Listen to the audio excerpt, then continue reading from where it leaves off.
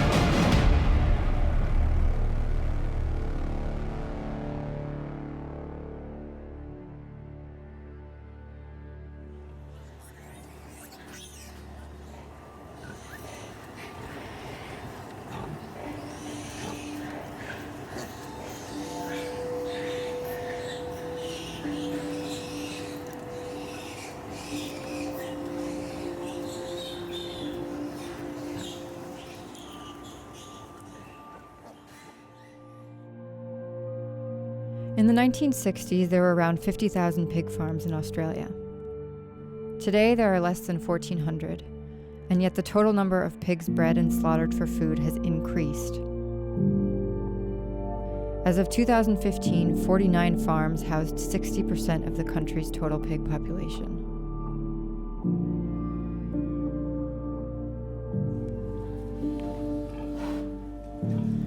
Most pigs bred for food begin life in a farrowing crate, a small pen with a central cage, designed to allow the piglets to feed from their mother, the sow, while preventing her from moving around.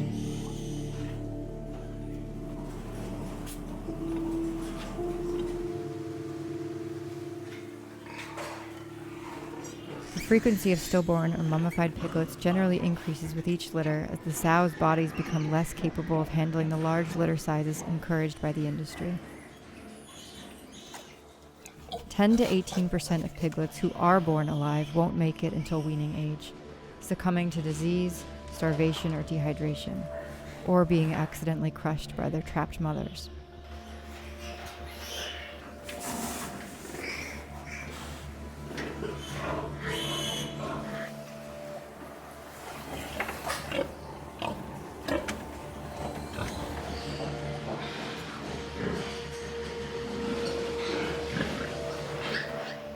Included in the death toll are the runts of the litter, who are considered economically unviable and killed by staff.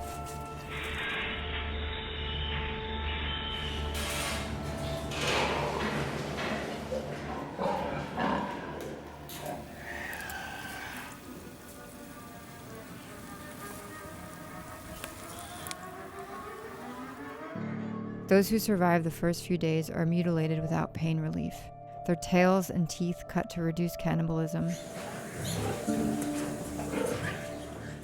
and pieces cut from their ears or tags punched in as a means of identification. They are taken from their mothers at 3 to 5 weeks of age. Most are destined for slaughter around 5 months later.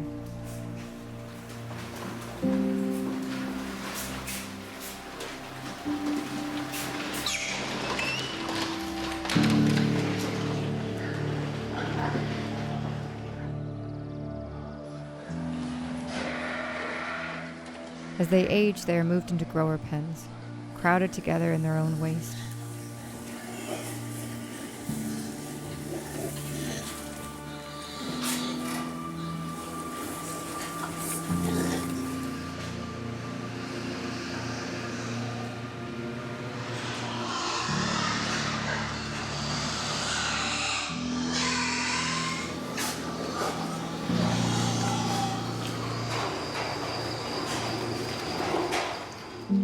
Some female pigs are kept on to replace the sows in the breeding cycle, carefully selected for their perceived ability to produce large litters. Most pig farms utilize artificial insemination rather than natural mating, as it allows them to impregnate up to 30 to 40 female pigs from a single boar. Workers collect the semen by masturbating the boars, then insert it into the sows via a raised catheter known as a pork stork.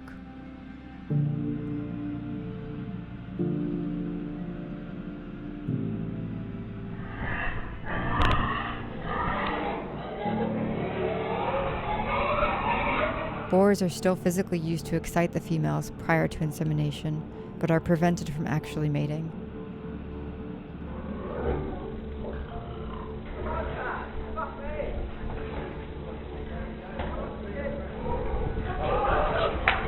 When confirmed pregnant, the sow is moved into one of 2 types of confined housing for the entirety of her 16-week gestation. Sow stalls are individual cages in which, like the farrowing crates, sows are only able to take 1 or 2 steps forward or backwards and are unable to turn around. While gradually being phased out by the majority of piggeries in Australia, sow stalls remain entirely legal with no penalties for keeping sows confined to them for longer than the voluntary limit of 5 days.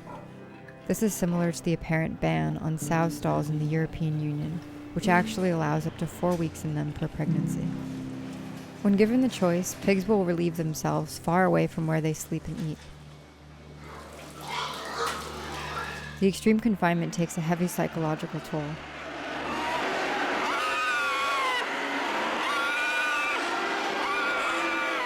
The alternative, group housing, sees pregnant pigs packed into small concrete pens.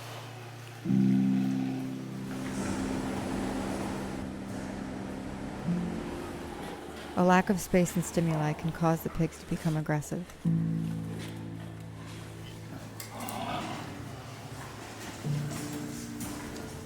Those who fall into the effluent system through gaps in the flooring are left to starve or drown in the river of waste.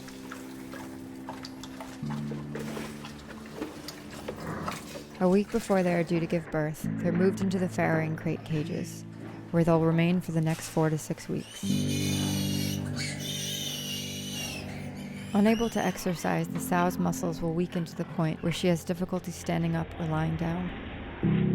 To minimize muscle wastage, workers will force her to stand up at least once daily.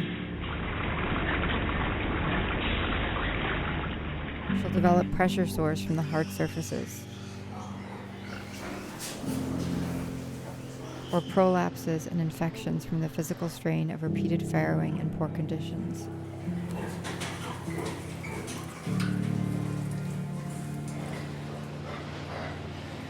Which can also lead to partial paralysis, preventing her from reaching the food and water at the front of her cage.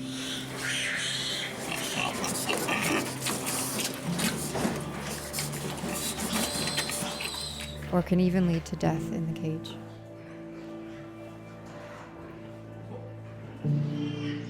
She'll watch helplessly as her piglets fall ill and die.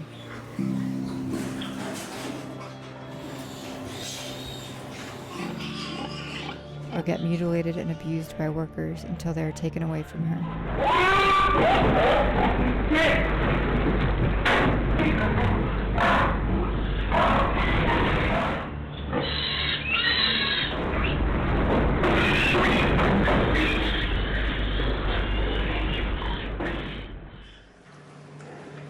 She'll endure this cycle 4 times over 2 years before she's replaced and sent to slaughter, or killed and dumped on site.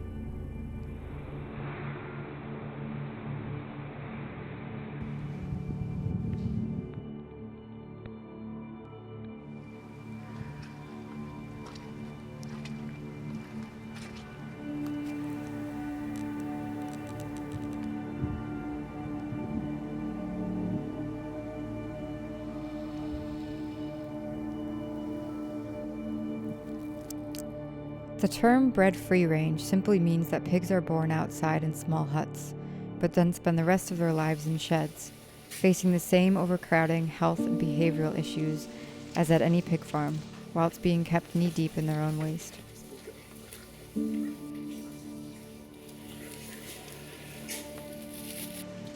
Capable of living 10 to 12 years, most pigs are killed at just 5 to 6 months old, packed in transportation trucks at the piggery and driven often long distances to the slaughterhouse without food, water, or protection from extreme heat or cold. At the slaughterhouse, they'll wait in small concrete or metal holding pens, typically overnight, still without food and with limited or no access to water. In the morning, they are forcefully herded to the kill floor, often with an electric prodder.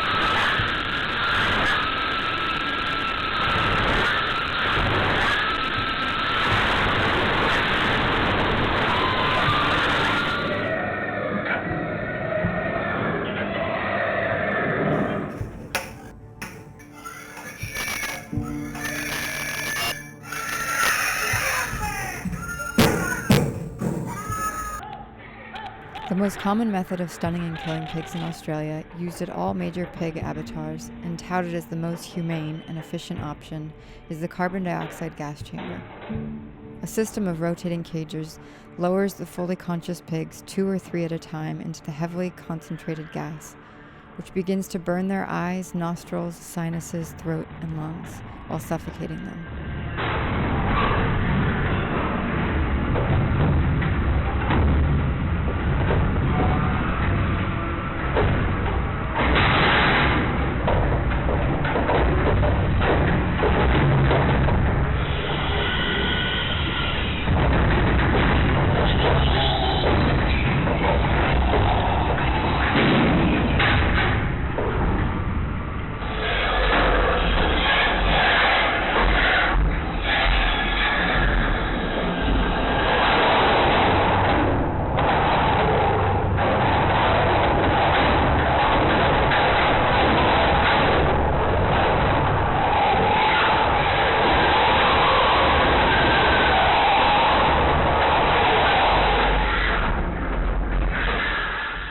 Lower concentrations of carbon dioxide would cause less pain and stress, but would take much longer to render the pigs unconscious, making it economically unviable. Sows are sent into the chamber gondolas one at a time.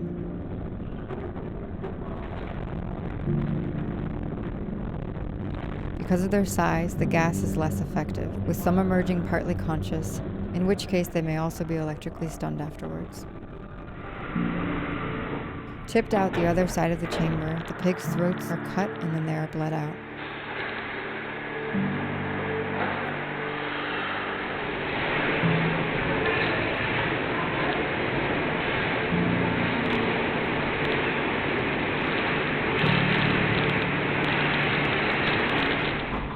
Electrical stunning used at smaller slaughterhouses has a much higher chance of failure.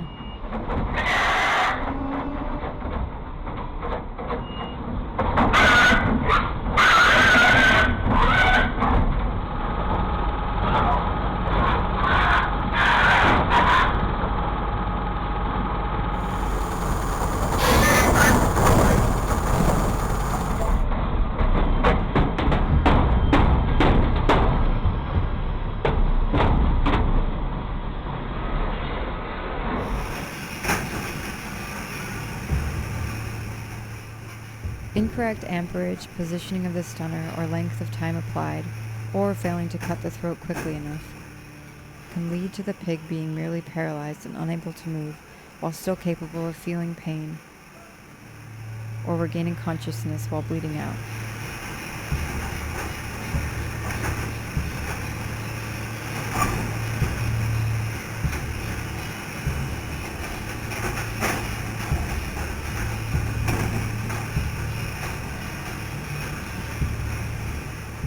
Blinking and rhythmic breathing are strong indicators of consciousness.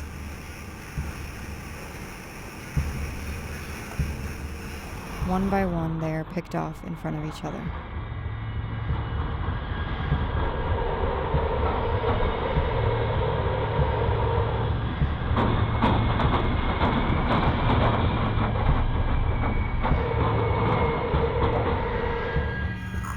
Captive bolt pistols are another option used by smaller slaughterhouses. The penetrative variety fire a rod through the skull of the animal to permanently damage their brain, preventing them from regaining consciousness, while non-penetrative bolt pistols deliver blunt force trauma much like a hammer.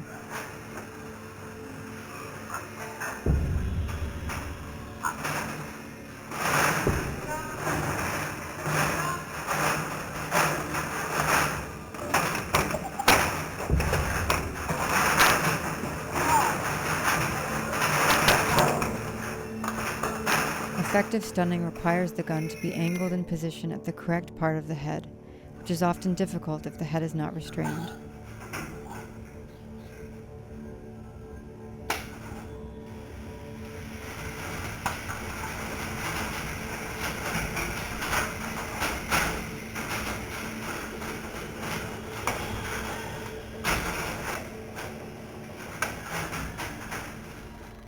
Having witnessed their litter mates being killed before them, or being able to smell the blood on the floor, they are reluctant to enter the knockbox.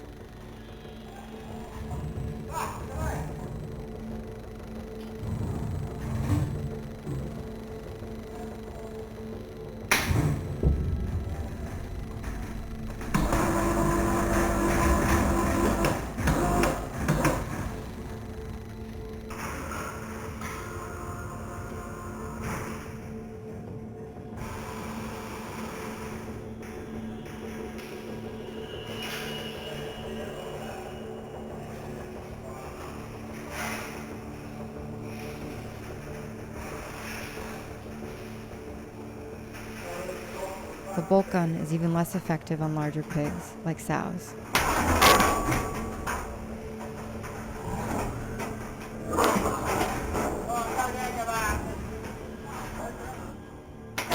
For them, a rifle may be used as an alternative. In this case, accuracy is even more difficult.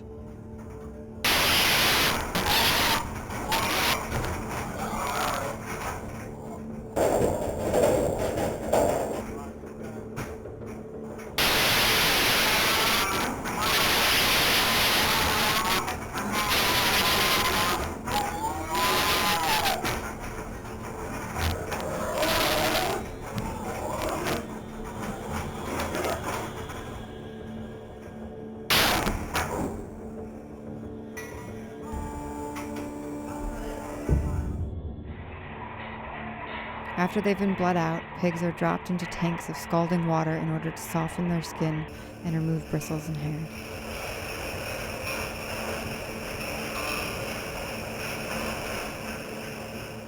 Those who haven't been stunned and killed properly finally die by drowning.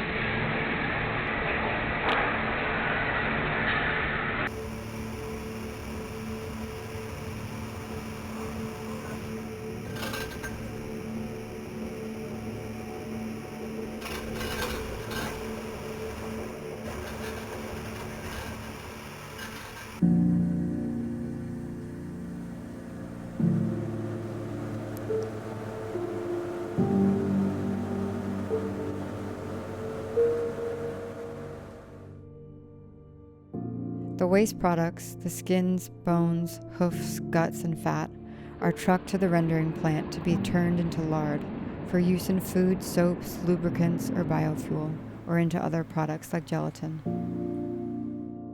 Wild pigs were introduced to Australia with the first fleet, and now occupy around 40% of the country, mainly in Queensland and New South Wales. The practice of pig dogging involves hunters releasing aggressively trained dogs to track, chase, and maul live pigs, keeping them pinned down until the hunters are able to catch up and finish them off with a knife. Get hold of him! Yeah! Woo! Get hold of him! Good boy! Get him! Stick that cunt! Yeah!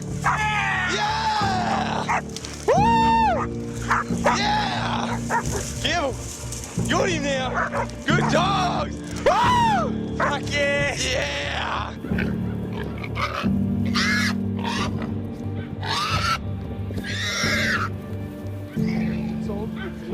Well done. Hey. Despite wild pigs being declared a pest animal, it's not uncommon for hunters to release young piglets into national parks so they can return later to hunt them.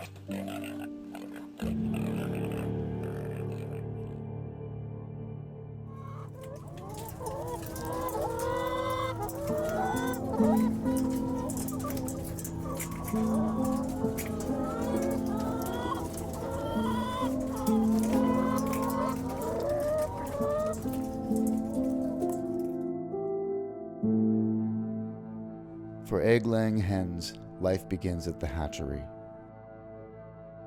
Eggs collected from the parent birds are stored, incubated, and hatched over 31 days.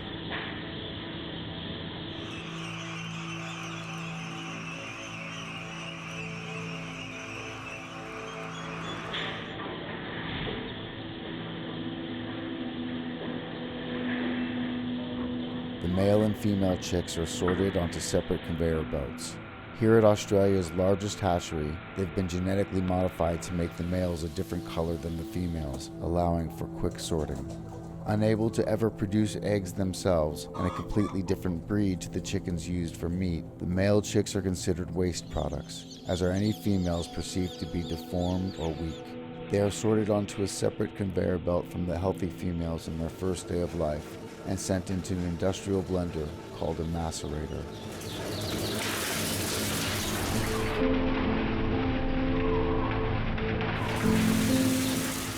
This practice is legal and referred to as humane by the RSPCA. Smaller hatcheries may use carbon dioxide gas or simply suffocate the chicks in plastic bags. All commercial egg farms, caged, barn-laid, free-range, organic, RSPCA approved, involve the killing of male chicks to a total of roughly 12 million per year in Australia.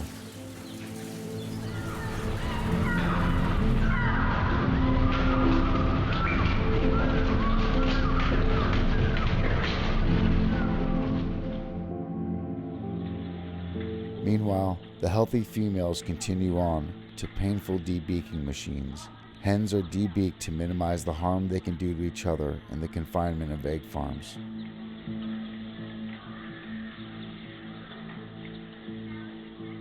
The chicks are then stacked in trays and trucked to pullet rearing farms, where they'll remain for 4 months until they begin laying eggs. A small number of males will be spared the macerator in order to serve with a selection of hens as parent birds, laying and fertilizing the eggs for the hatchery. The other hens are sent out to egg farms across the country.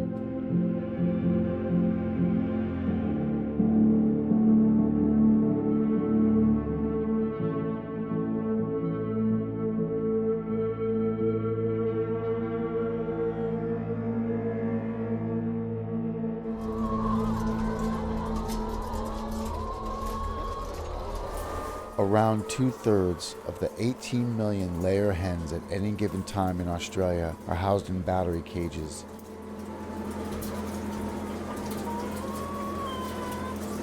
Each shed can contain up to 100,000 hens, with between 4 and 20 in each cage, each afforded a space smaller than an A4 sheet of paper. They are unable to stretch their wings or express any natural behaviors such as dust bathing, perching, or foraging.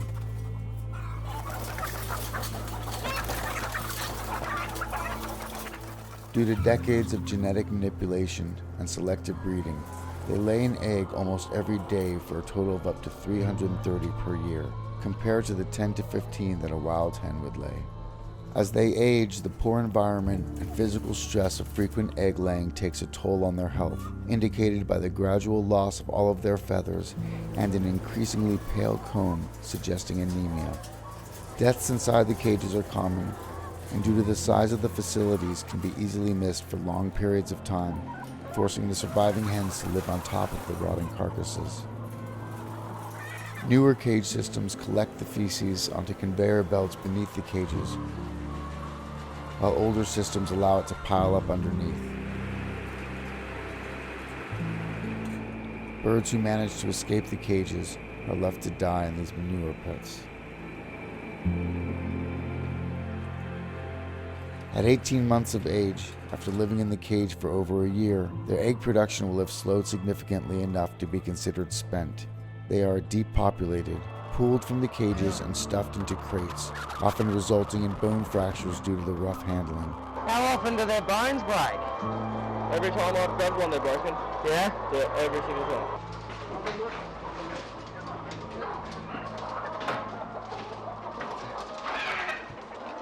We're carrying like 8 birds at a time. 6. 6. Stop your wings or I'll break your other leg. They are either gassed to death and then buried or rendered, or sent to the slaughterhouse and replaced by new 4-month-old hens. Up until 2016, there were no national standards on what can be claimed as free-range eggs. Now, free-range farms are capped at a maximum outdoor density of 10,000 hens per hectare, 1 per square meter, though they still spend most of their time packed together in large sheds.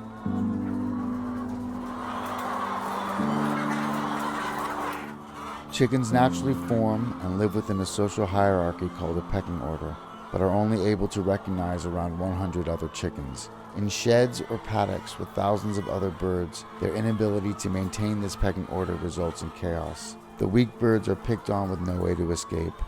Disease spreads rapidly. An outbreak of avian influenza at a New South Wales free-range egg farm in 2013, believed to be contracted from wild ducks, led to the culling of over 400,000 farmed hens. Many of the larger free-range farms also have cage farms on the same property, with the eggs from both ending up in the same packing shed. A 2009 analysis of Egg Corporation data indicated that as many as 1 in 6 eggs sold as free-range were laid by caged or barn hens. As with caged farms, free-range hens are sent to slaughter from just 18 months of age, far short of their 10-year natural lifespan.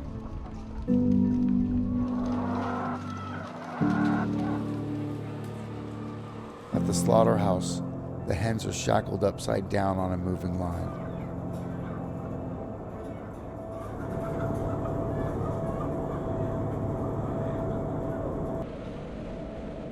They are lowered into a bath of electrified water to stun them prior to their throats being cut by an automated blade. But if they lift their heads, they can miss the stun bath, facing the blade fully conscious.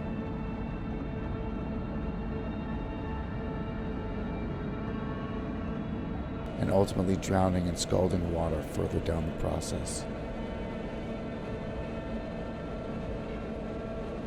The slaughtered hens largely end up in lower grade chicken meat products such as mince, or rendered into poultry meal for use in pet food or to be fed back to farm animals.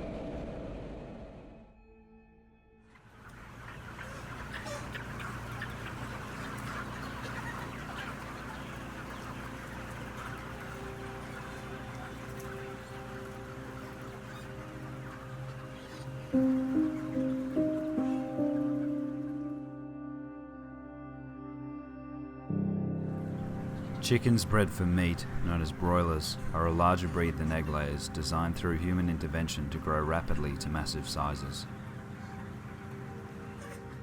Their short life begins in a broiler hatchery.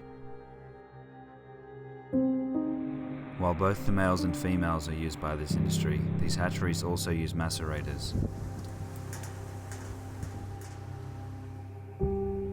or gas chambers, for weak or deformed birds who aren't expected to make it to slaughter weight.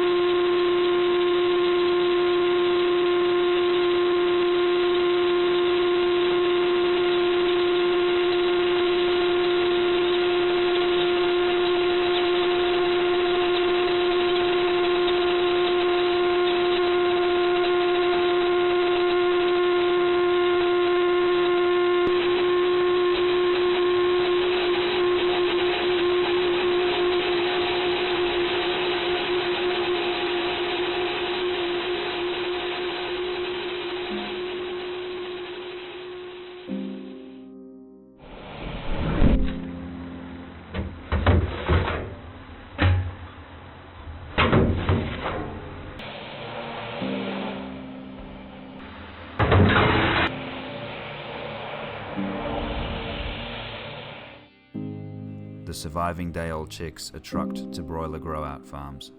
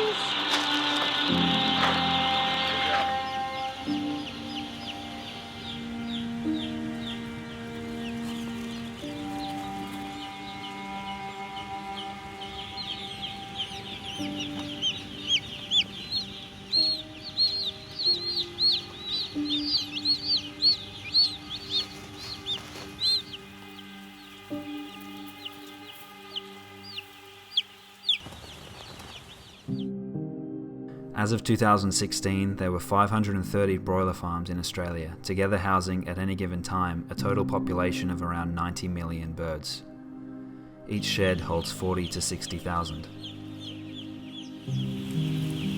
Within their first week of life, a mortality rate of 4 to 6% is normal, equating to 1,600 to 3,600 dead chicks per shed, roughly 200 to 500 daily. The majority of these will have been found dead by workers. Others who seem weak or injured will be killed or tossed out alive. See, now I know that I have to kill that. Like I killed 465 in there. It's near on 1,000 birds I killed in 3 sheds. It's not just the sick ones I kill. I kill stuff that still runs, but I know it's no good. sometimes I don't go properly. But all I do is I just grab them on the back of the neck. You know you've done it right because there's no cheek. Neck's broken. Yeah. You can't chew. So yeah, you know you've done it right when you can't chew.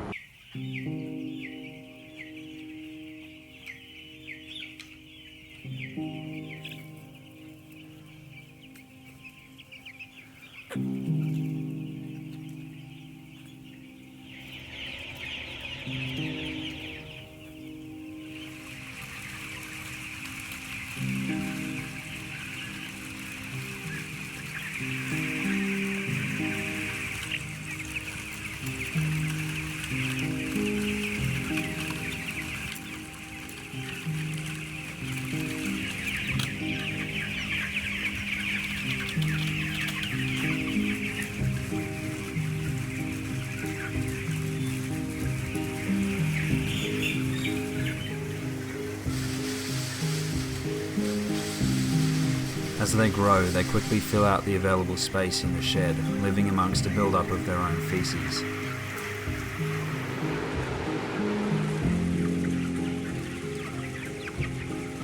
The mortality rate slows, but deaths are still a regular occurrence.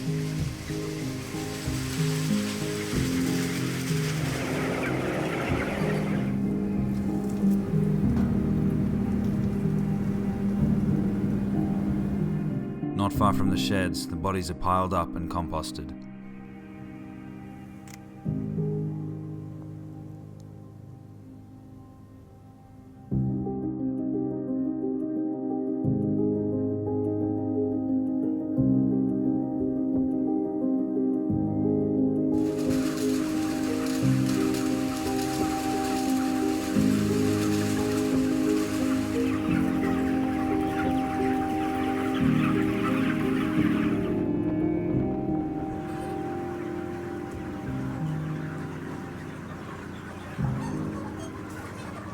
Selective breeding, lack of exercise due to overcrowding, artificial lighting, and the heavy use of antibiotics which enhance feed absorption have resulted in modern broiler chickens reaching a slaughter-ready weight of 3 kilograms in just 35 days, a dramatic increase from a natural peak of 2 kilograms in 96 days.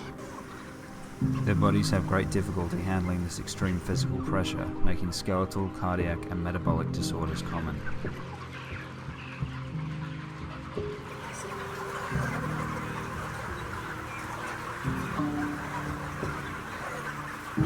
Of those who make it to the slaughterhouse, 90% have a detectable abnormal gait. The sheds are not cleaned for the entire 5 to 7 week cycle, causing a high concentration of ammonia which can irritate and burn their skin and impede their respiratory system.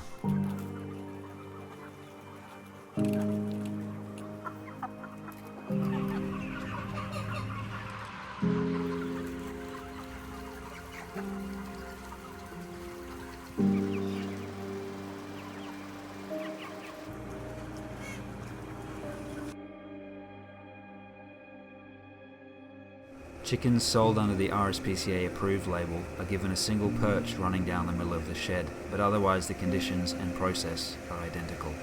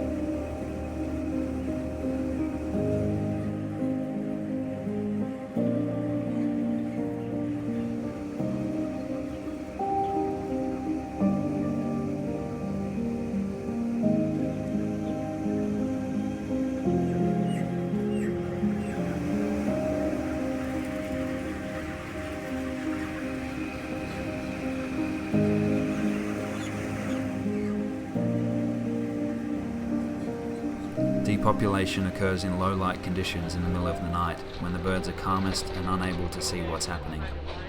They are typically caught by hand by contract teams and jammed into plastic crates.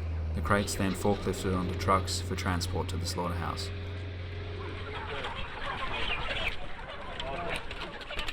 Yeah, as long as you're there, just turn the lights off and on and stuff.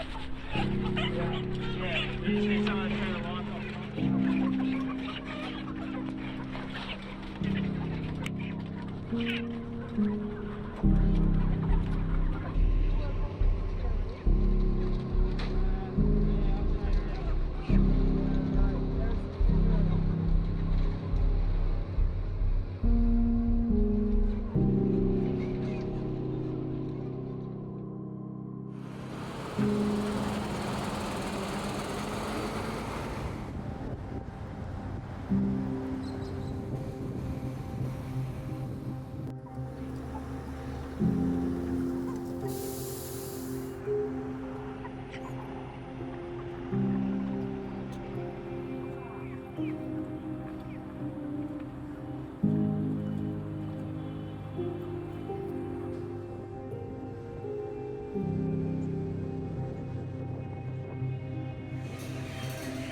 Like layer hens, they are hung roughly by their legs onto the automated shackle line.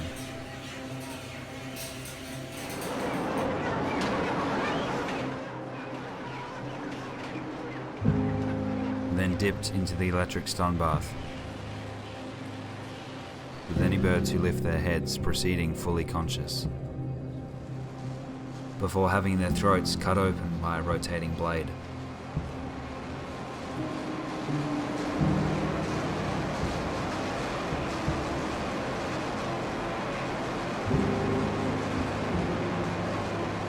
The worker stands by with a knife for any birds who miss the first blade.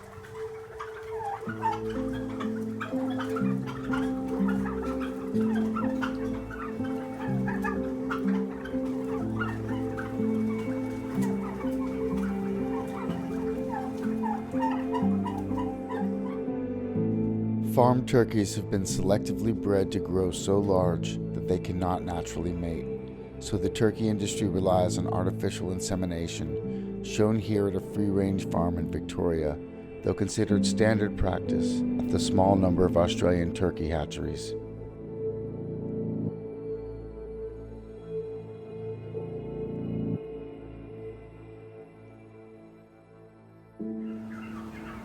Highly inquisitive birds, they are raised in much the same way as broilers, with 10 to 14,000 per shed, equating to 6 turkeys per square meter.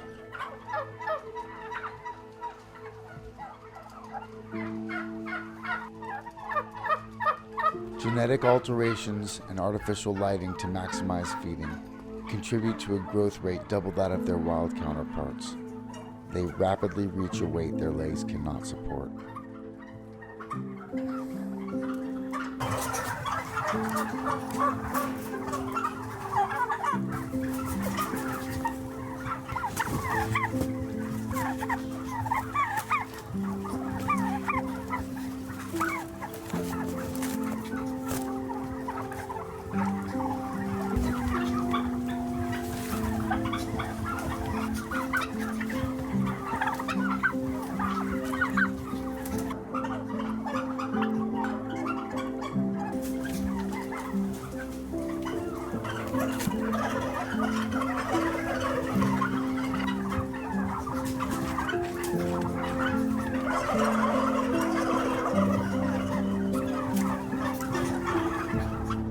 Living in their own waste, wounds can quickly become infected.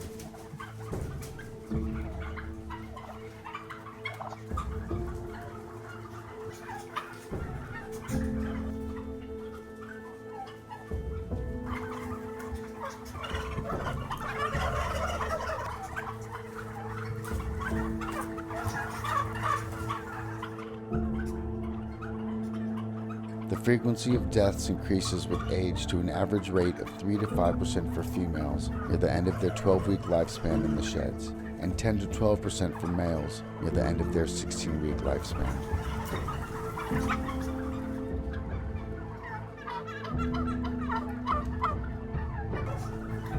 The dead birds are collected and dumped like rubbish.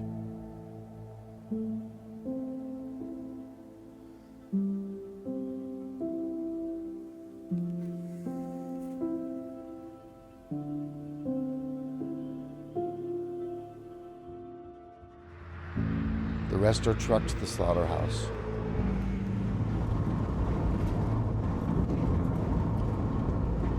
Where they are punched, kicked, and beaten while being shackled upside down onto the slaughter line.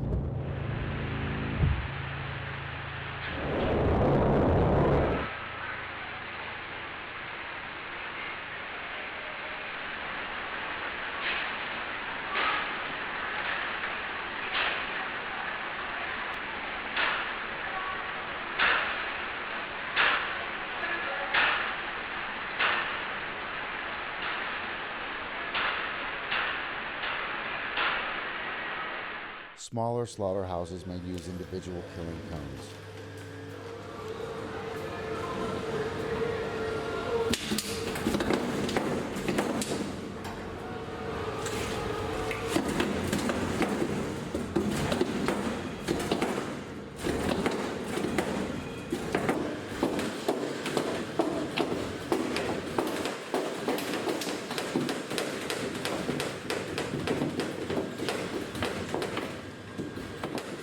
Four to 5 million are killed every year in Australia, most of which is purchased and consumed around Christmas. For the rest of the year, or even for years at a time, they are frozen.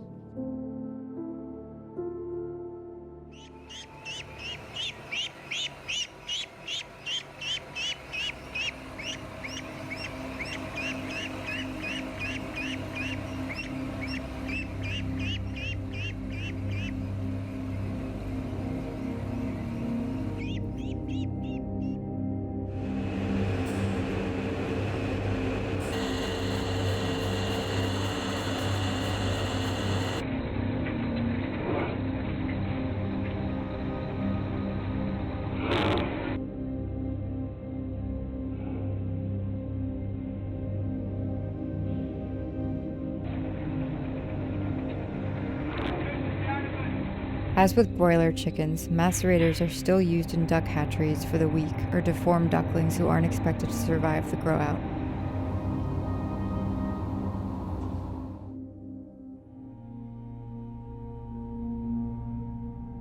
Duck farming shares many similarities with broiler and turkey farming. Trucked from the hatchery on their first day of life, the ducklings are grown at an accelerated rate over just 7 weeks, housed with thousands of others in rarely clean sheds where disease and fatalities are common.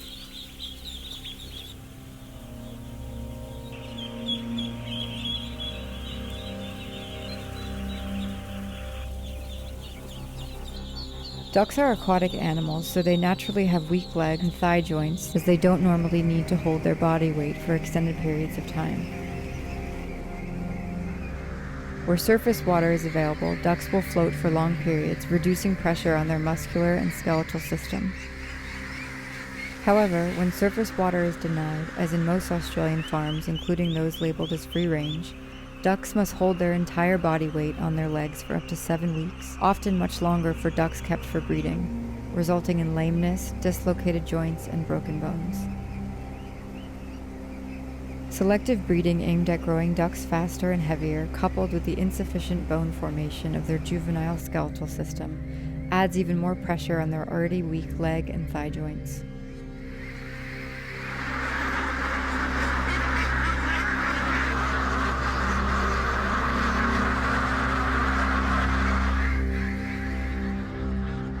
Without water for even dipping their heads, ducks are unable to keep their eyes, nostrils, and feathers clean, worsening the risk of disease or blindness.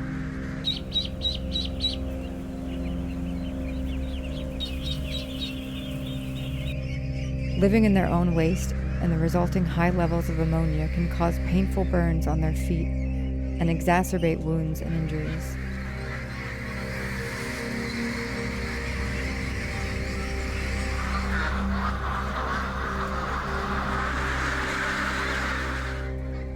These poor environmental conditions and overcrowding commonly lead to neurological disease, where incoordination and head and neck tremors are followed by paralysis, convulsions, coma, and death.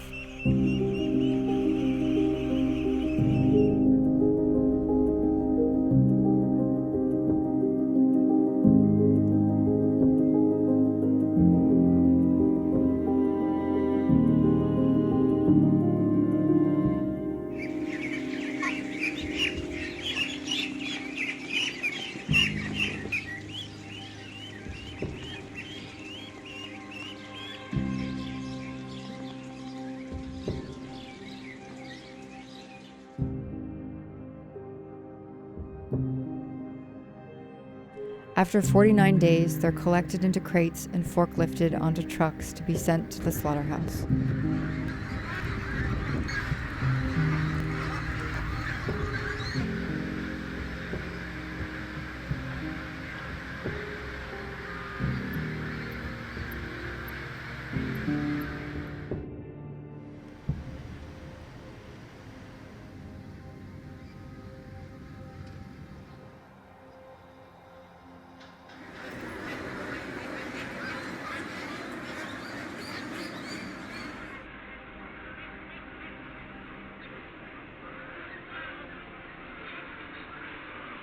Many don't survive the trip.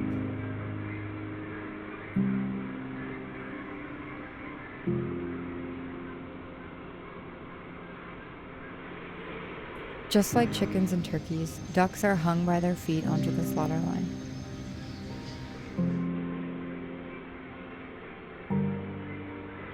The typical electric stun bath, once again, is not always effective, with many birds having their throats cut open while conscious and eventually dying from blood loss or by drowning in the scalding tank.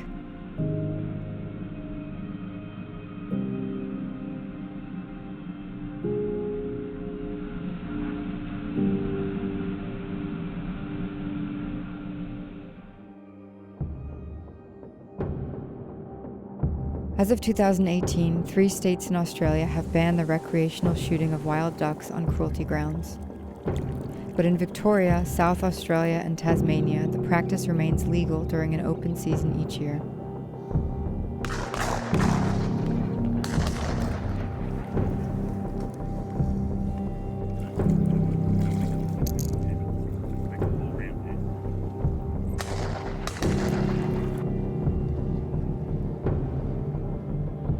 The population of water birds in Victoria has been steadily declining, in 2017 hitting the lowest number in 34 years. Yet the hunt continues under justification of increased business in the rural communities surrounding the wetlands, and the general enjoyment and satisfaction felt by the hunters.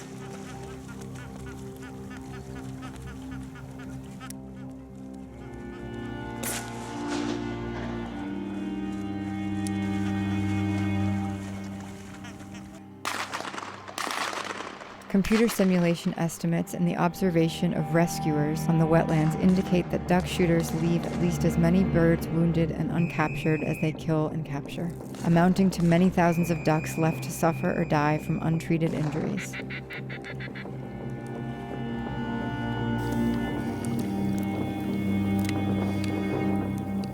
Additionally, the bodies of many legally protected species, such as the rare and endangered freckled duck, have been retrieved from the wetlands during hunting season, with shooters either failing to identify the species before firing or just firing anyway.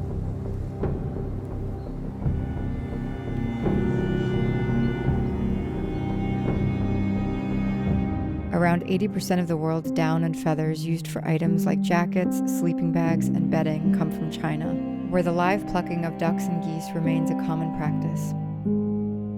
This involves painfully ripping the feathers out of the bird's skin, leaving open and bloody wounds, a process repeated multiple times before they are finally slaughtered. Even suppliers claiming certification under the Responsible Down Standard have been found engaging in live plucking. Ultimately, it isn't possible to know whether particular down products in Australia or elsewhere come from these farms.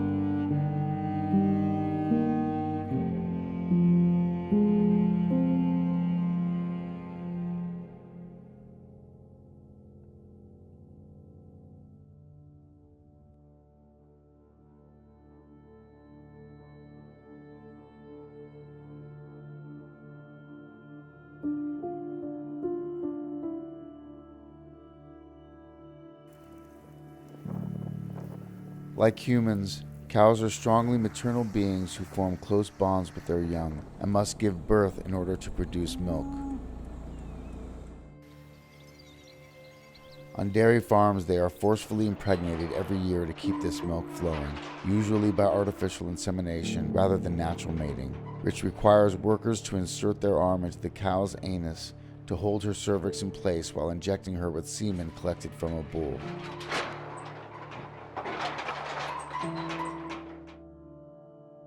The calves are taken away mere hours after being born so that the milk intended for them can be collected and sold for human consumption.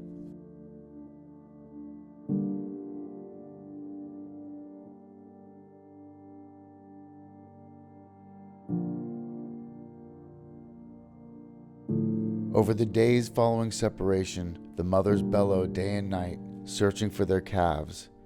They're known to grieve for days or even weeks.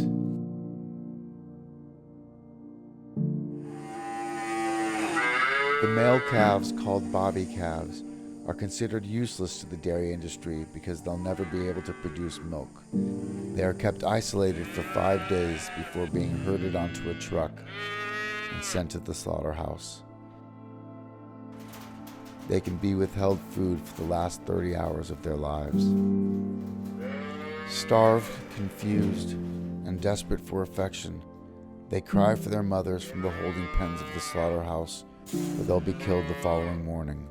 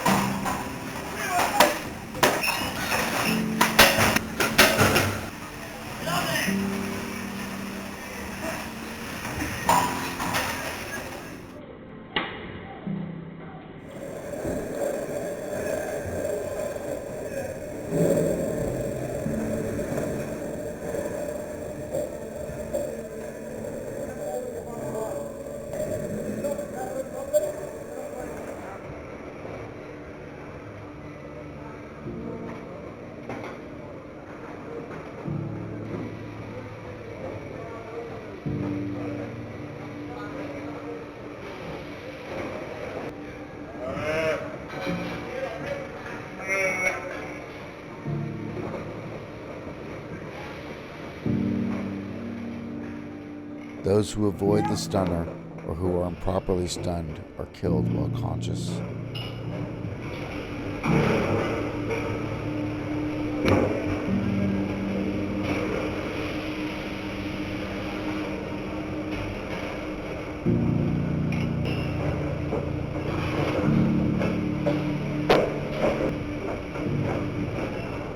Around 700,000 male calves are slaughtered as waste products of the dairy industry every year in Australia alone.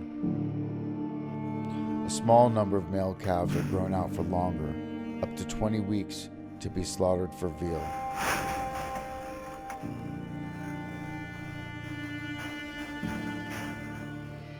The female calves are also kept isolated, fed on powdered milk replacer, eventually to join the cycle after being impregnated themselves.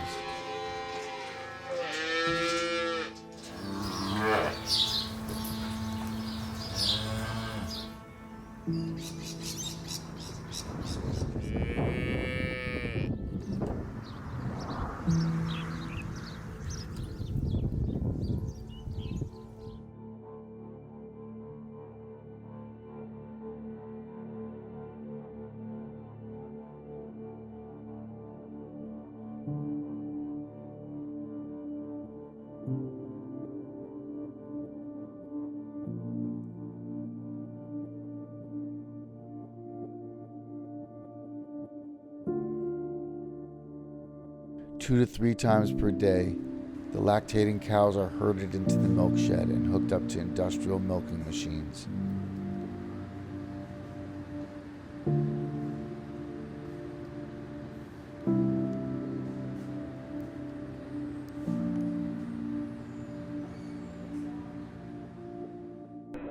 In natural conditions, they can live up to 20 years. On dairy farms, they last only 4 to 8 years. Some, known as downers, succumbing to the pressure of continuous impregnation and producing up to 10 times more milk than they naturally would. The rest sent to slaughter when their milk production begins to slow down or they become too injured to continue.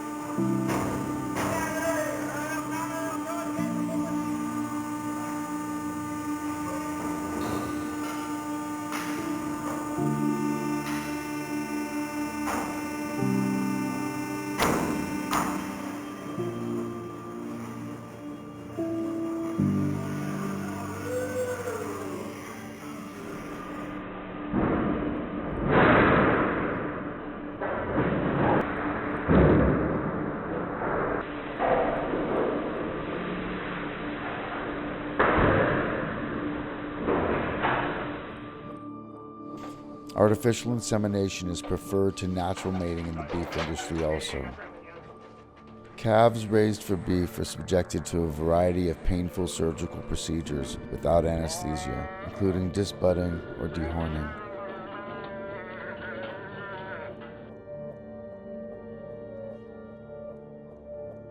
Ear tagging. Castration, either with a blade or by a practice called ringing, where an elastic band is tightly clamped around the base of the testicles, restricting blood flow until eventually they rot and fall off. And branding with a hot iron.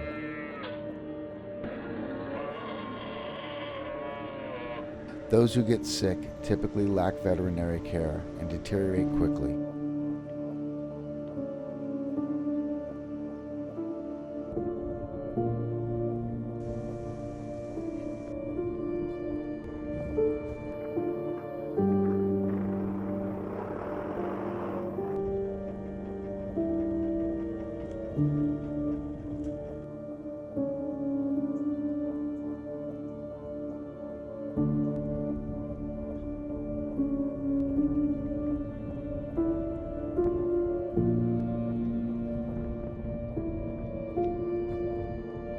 Drugs including antibiotics, growth hormones, vitamins and supplements, and progesterone for maintaining pregnancy are injected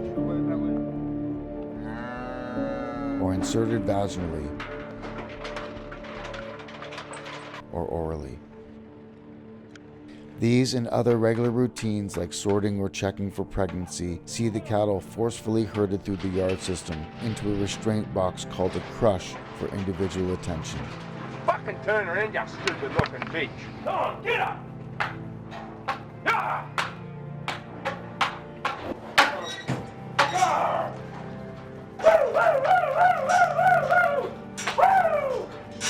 Get up there! Get back, get back! Get back! Come on, you fat lump of shit!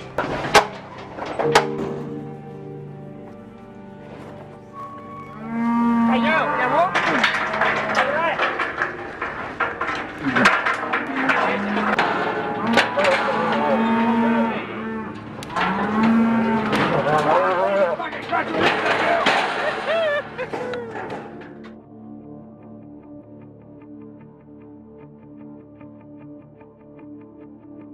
Around 40% of Australia's total beef supply and 80% of beef sold in major domestic supermarkets comes from cattle who've spent the last 10 to 15% of their lives packed into barren feedlots, where they are fattened up with grain before slaughter at 18 months of age.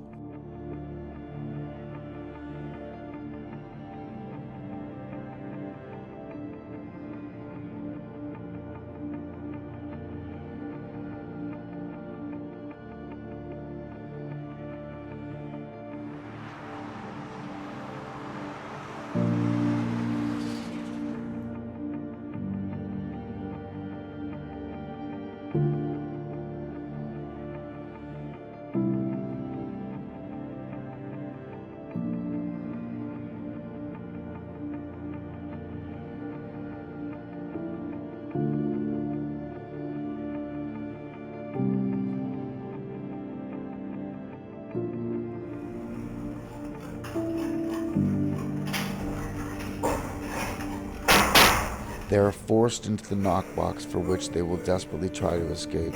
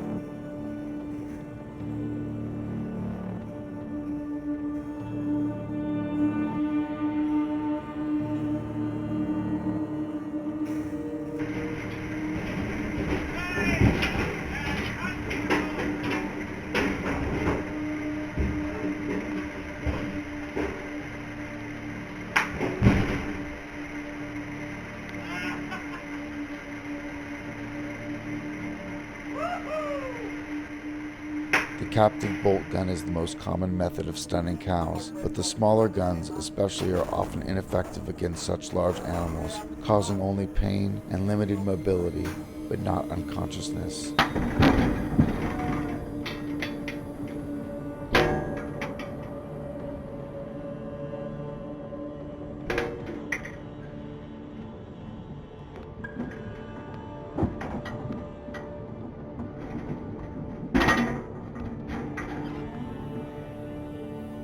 A rifle is a less common alternative.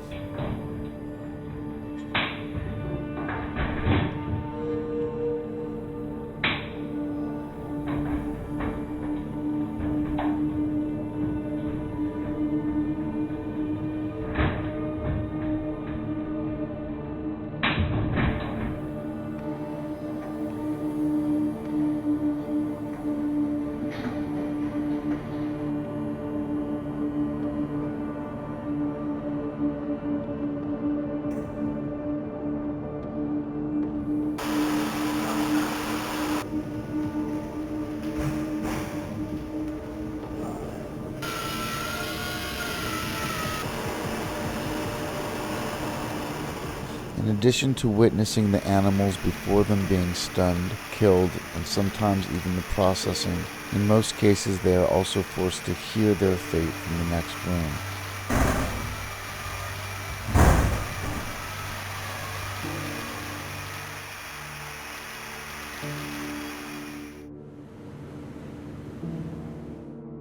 For cows slaughtered while pregnant, the blood from their unborn calves, known as fetal calf serum or fetal bovine serum, is of great value to the pharmaceutical industry, fetching around $600 per liter. The hides of cows and bobby calves are sent to tanneries to be turned into leather, the majority of which is then exported overseas. There is a common misconception that leather is a byproduct of the meat industry, intended to reduce waste. It is far more accurate to say that it is a co-product, sometimes more economically valuable than meat, to the point where more and more animals are being killed for their skin than for their flesh. Cheap leather for use in shoes, handbags, and other accessories is also imported to Australia, the United States, and Europe from developing countries like India and Bangladesh. As cows are considered sacred by the Hindu religion, their slaughter is illegal in 24 of India's 29 states. To be legally slaughtered for leather, they must first be transported hundreds or thousands of kilometers to one of the 5 exempt states or across the border to Bangladesh. Depending on the route and the number of animals, sometimes in the thousands, much of this transport can occur on foot.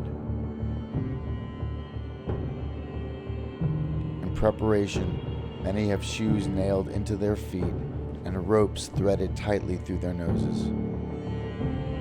Exhausted, starving, and thirsty, many collapse along the way. Compelled to stand by having their nose ropes pulled or their tails broken,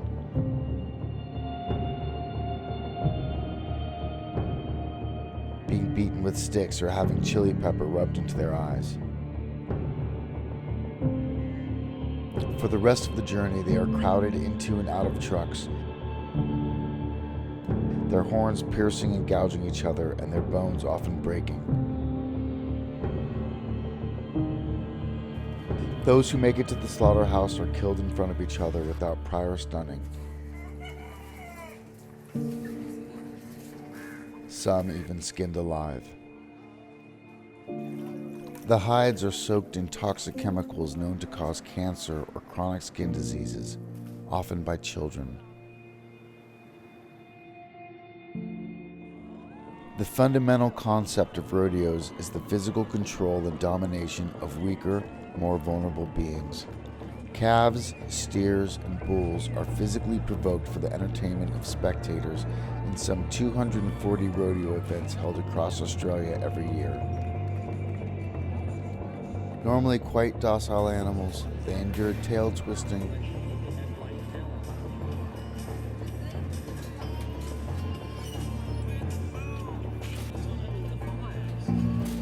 electric prodding,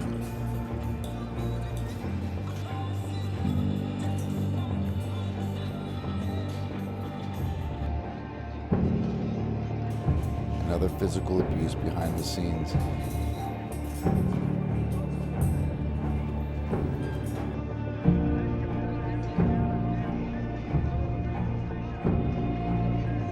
As well as the use of metal spurs and straps tightened around their abdomens to make them buck and appear wild.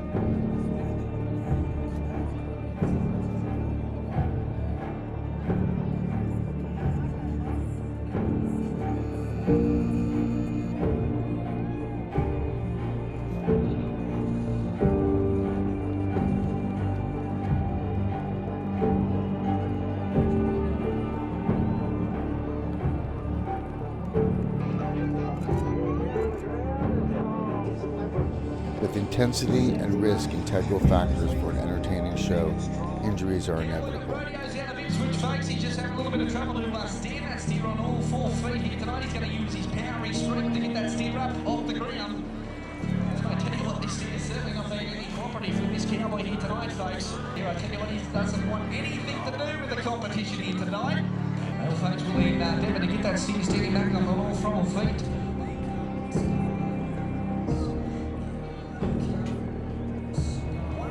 Work they've done throughout the week to get this back. Don't ever have any mindset that these cattle aren't looked after, because they are looked after absolutely outstandingly. Calf and steer roping involves the lassoing of terrified animals as they try to run away, violently jerking them to a halt and commonly resulting in bruising, broken limbs, horns, and even necks, ligament tearing, internal hemorrhaging, and subcutaneous tissue damage.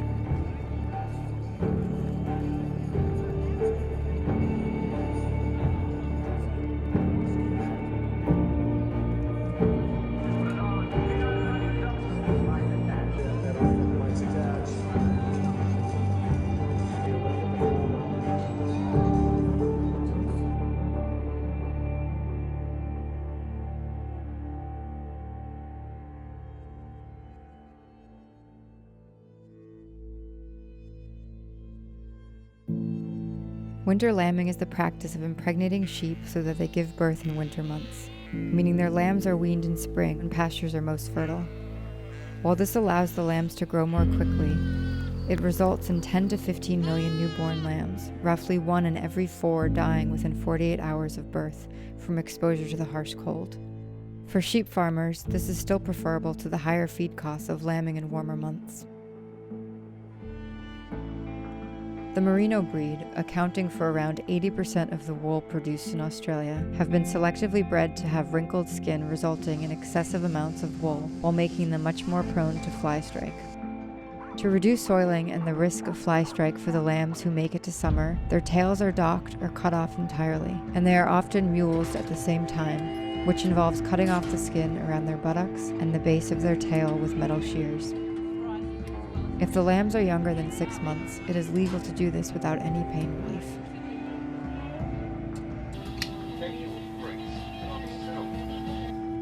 Sheep shearers are paid by the number of sheep shorn, not by the hour, so speed is prioritized over precision, and there is no requirement for formal training or accreditation.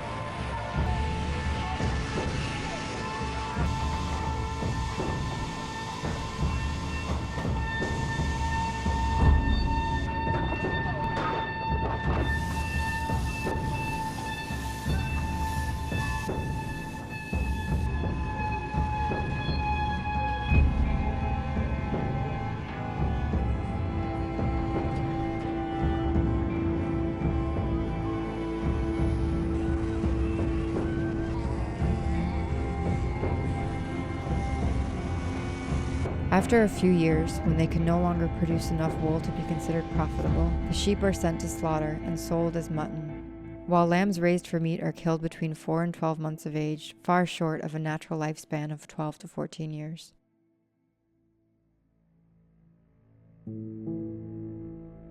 $19 million of the 32 million sheep killed each year in Australia go through sale yards, an intermediary between farms and slaughterhouses or private buyers, where animals also, including cattle, calves, horses, poultry, and pigs, are auctioned off. Heat stress, dehydration, exhaustion, or pre-existing conditions are common causes of deaths at sale yards. Most of the sheep are bought by slaughterhouses for their meat.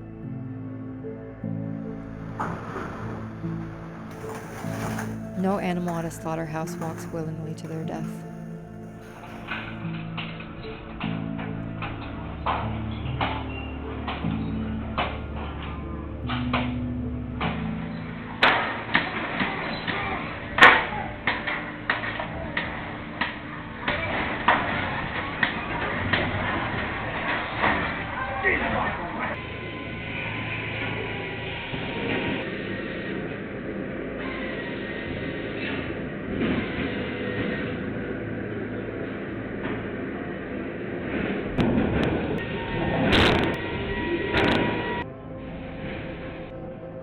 Again, electrical stunning proves regularly ineffective, causing only pain and terrifying the animals even further in their final moments.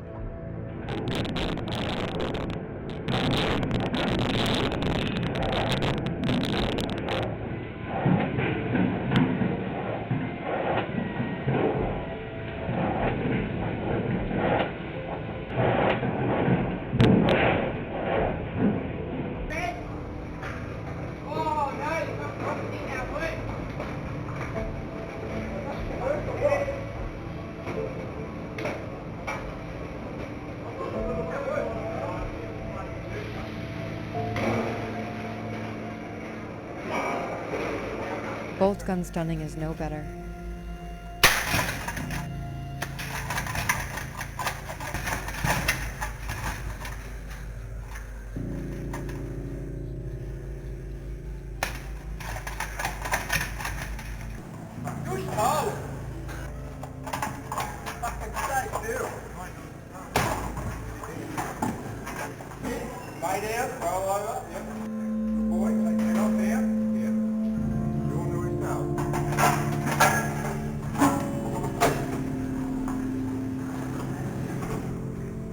Regardless of how effective stunning may appear, it is impossible to know with certainty whether an animal has been rendered completely unconscious and insensible to pain, or is merely paralyzed and unable to move while still feeling everything.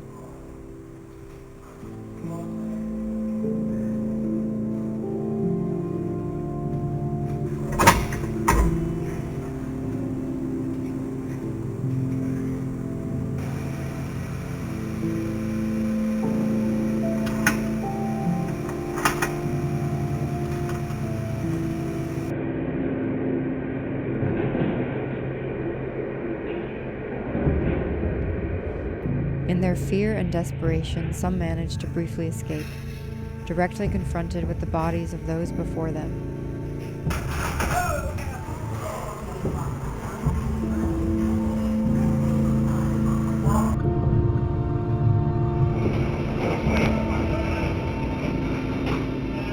Before being forced back into the race, knowing that they'll be next.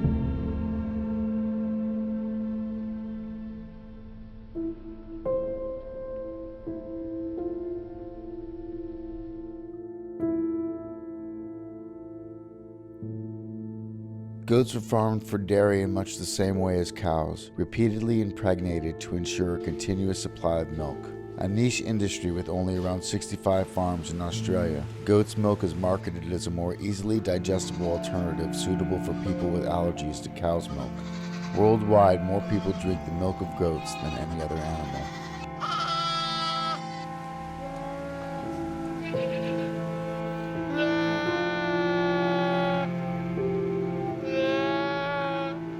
The male kids, unable to ever produce milk, are generally considered waste products and killed on farms shortly after birth,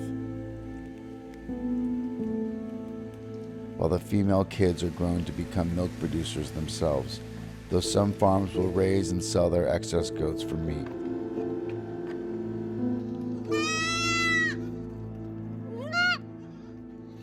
The lactating mothers are milked twice daily for up to 10 years before slaughter, at their peak producing 4 liters of milk per day to be sold fresh or turned into cheese, butter, ice cream, yogurt, and soap.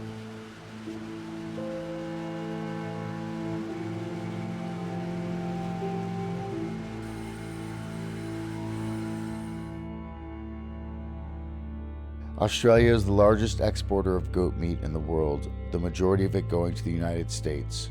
Only 10% comes from goats bred and farmed for meat, the rest from rangeland goats, a wild breed originating from escaped domestic goats brought to Australia by European settlers. These free-roaming goats are captured and transported to feedlots known as goat depots, where they are fattened prior to slaughter.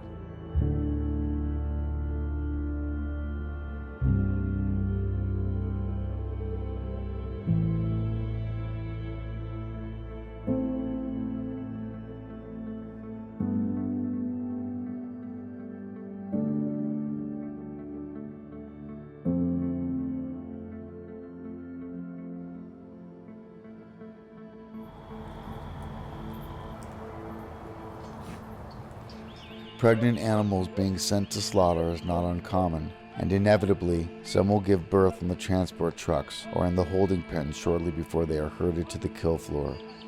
Their babies left behind to die from starvation or exposure, calling out for their dead mothers.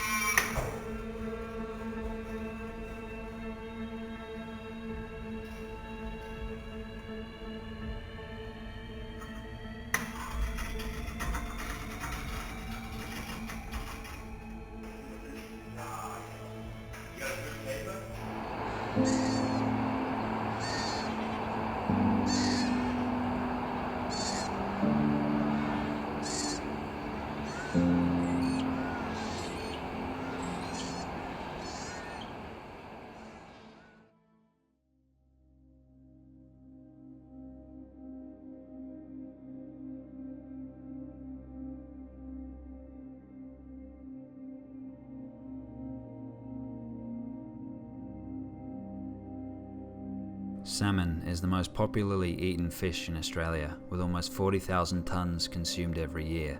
They are farmed offshore in underwater cages, primarily in bays on the south and west coasts of Tasmania due to the cooler waters. Each cage can hold up to 60,000 fish transferred from the inland hatchery at 12 to 18 months of age. As they grow, their space within the cages decreases until they are packed tightly together. A 2017 study on farmed salmon in Australia, Norway, Chile, Scotland and Canada found that about half of the fish in these farms are deaf as a result of accelerated growth rates deforming their sound receptors. The World Heritage Macquarie Harbour on Tasmania's west coast is home to the largest concentration of fish farms in the country, with the salmon industry's three key players, Tassal, Huon and Petuna, all owning several farms comprising up to 24 cages.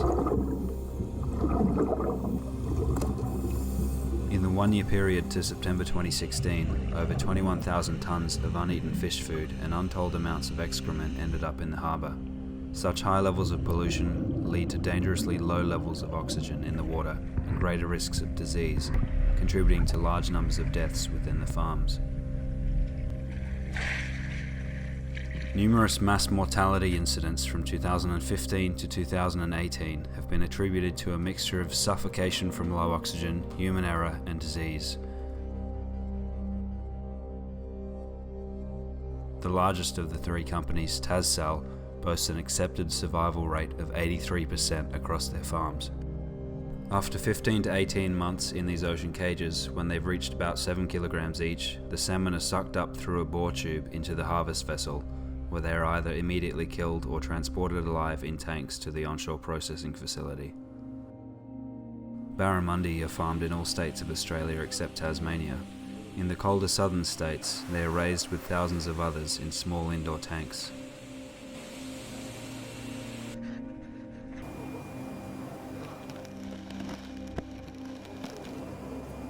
While in the northern states, they're raised either in offshore sea cages similar to salmon farms, or in outdoor pond systems used also for trout.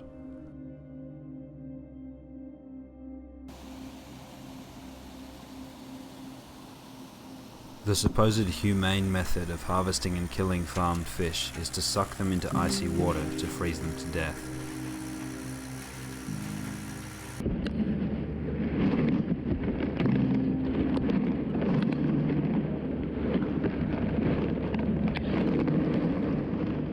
Far from humane, it is a slow death, sometimes taking half an hour to kill.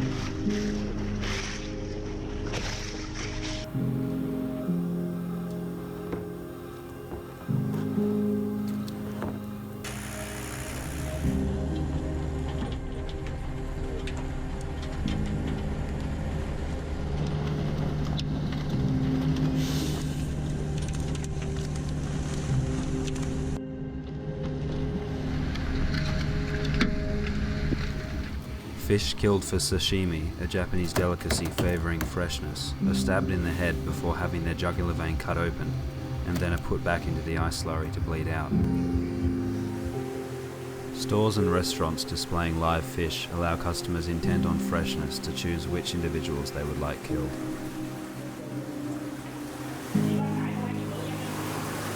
Three-quarters of the seafood consumed in Australia is imported from other countries, of which the most significant species are prawns, salmon and tuna.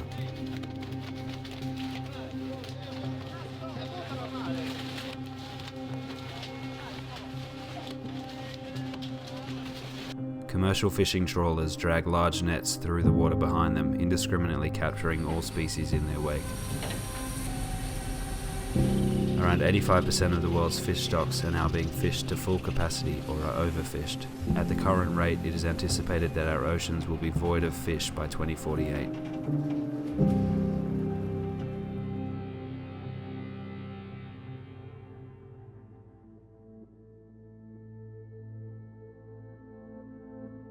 The rabbit farming industry in Australia is a struggling one. Highly contagious diseases introduced to eradicate wild rabbits carried by insects can quickly wipe out entire farms, while others struggle to compete with the cheaper price of wild rabbits trapped and killed by hunters. Farmed meat rabbits spend their entire lives in wire cages suspended above the floor, unable to exhibit any natural behaviors like digging, hiding, or jumping. A buildup of feces on the floor beneath them creates high levels of ammonia, which can burn the fragile hocks of their feet.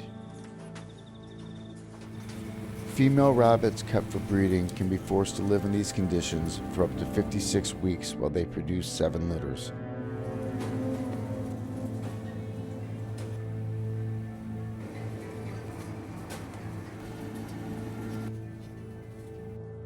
Most of the rabbits, capable of living for 8 to 12 years, are killed at 12 weeks old.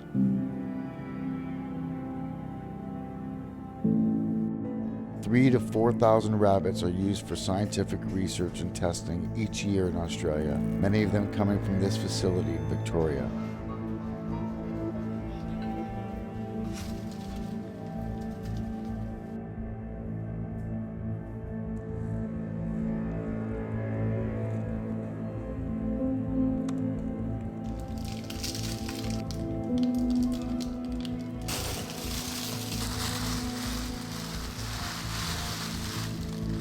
Most fur products sold in Australia are imported from overseas, much of that harvested from rabbits.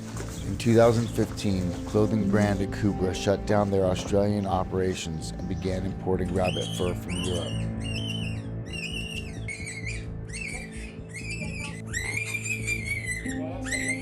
Australia also imports fur from China, the world's largest fur exporter. Of 10 rabbit fur farms visited by an undercover investigator, half engaged in the practice of plucking the fur from live rabbits, a process repeated every 3 months, between which the rabbits live in wire cages. Plucking results in longer, more profitable hair compared to shearing or clipping. As rabbits age, they grow less fur and ultimately are hung up and skinned for a final harvesting, sometimes while still alive.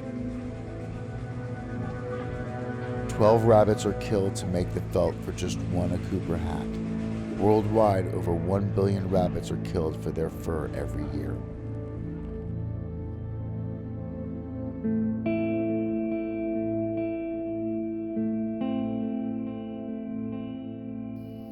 Minks are a common source of fur for clothing, accessories, and even eyelash extensions.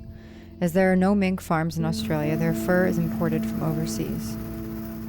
In the wild, they would individually occupy up to 2,500 acres of wetland habitats. Despite generations of being bred for fur, these naturally inquisitive and solitary animals have been found to suffer greatly in captivity, cramped in small wire cages where chronic boredom and stress lead to frantic pacing and self-mutilation. Minks used for breeding are kept in these cages for 4 or 5 years, giving birth to a litter each year of 3 or 4 surviving kittens who are slaughtered and skinned at 6 months old. Gas chambers or enclosed boxes filled with engine exhaust are common ways of killing the minks, but are not always lethal, resulting in some waking up while being skinned. Moving around, kicking around, hiding underneath carcasses for air. Anal electrocution or simply breaking their necks are common alternatives. He's still breathing.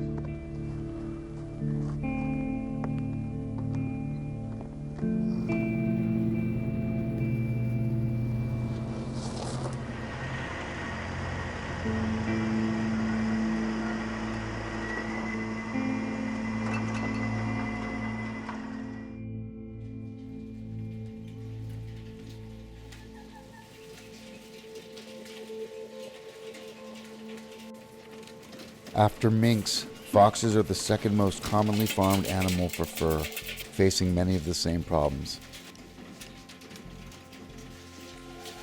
Chinese fur farmers claim that their margins are so slim they can't afford to kill foxes with anything but the most brutally efficient of methods, with many foxes being skinned alive to save time and effort.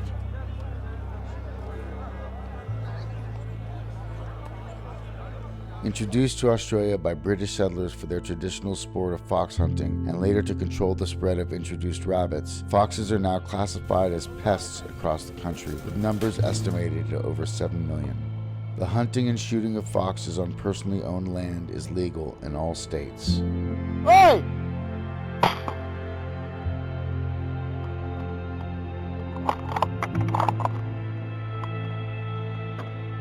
Often consumed accidentally by native wildlife or companion animals like dogs, the most common method of reducing numbers is the use of 1080 poison baits. 1080 is colorless, odorless, and tasteless, causing slow, agonizing deaths to all its victims.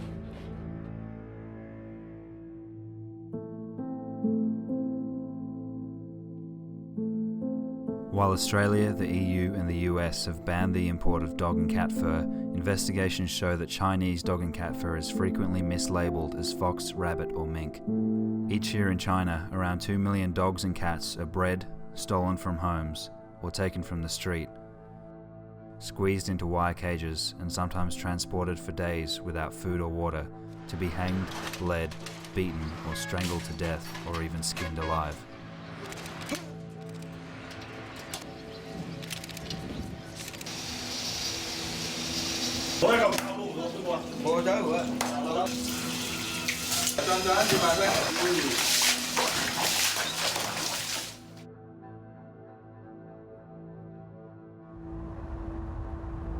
Around 450,000 puppies are sold in Australia each year. Around 85% come from unregistered breeders, but with minimal oversight in place, even the registered breeders may operate puppy factories, churning out both pure and mixed breed puppies for sale in pet stores or online. In these factories, it can be entirely legal to keep a mother dog confined to a barren concrete cell in a shed for 23 hours a day, continually reimpregnated.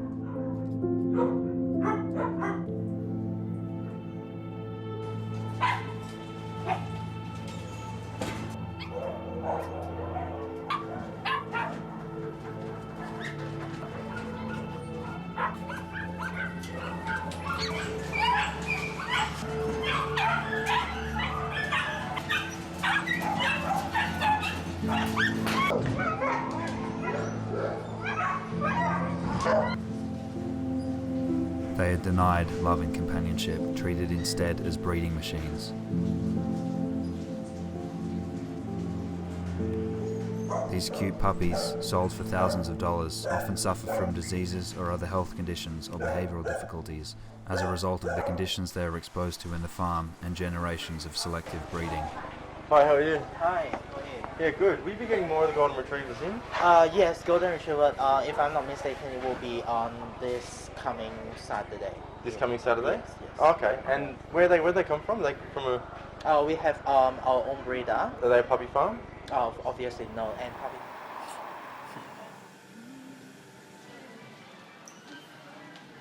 Oh, they're so beautiful.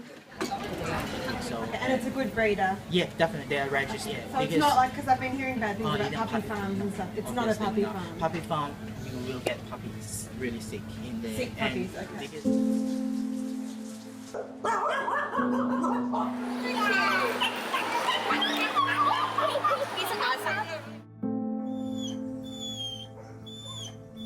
Meanwhile, an estimated 200 to 250,000 surrendered or stray dogs and cats are euthanized each year in shelters and pounds across the country, the vast majority of them healthy but unwanted.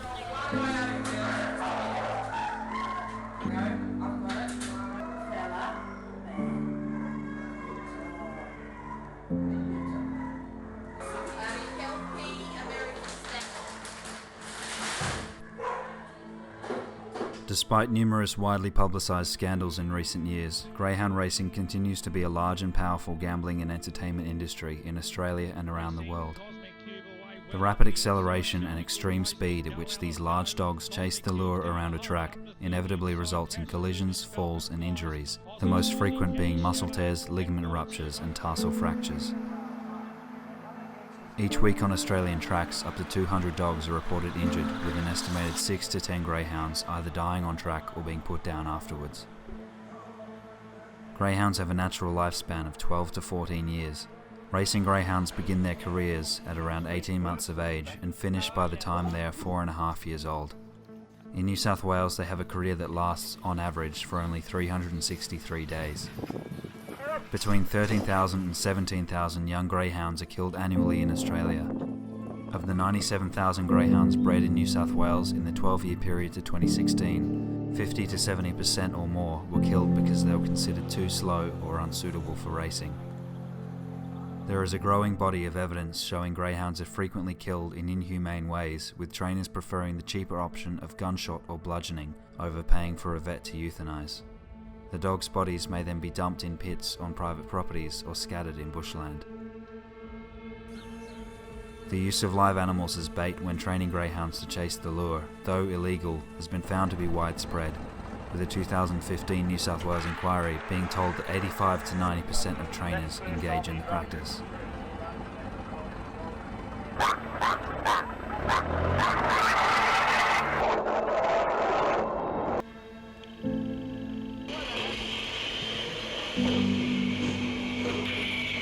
Untold numbers of terrified piglets, rabbits, possums, chickens and kittens have been torn apart for the sake of teaching otherwise gentle, sleepy animals to run around a track.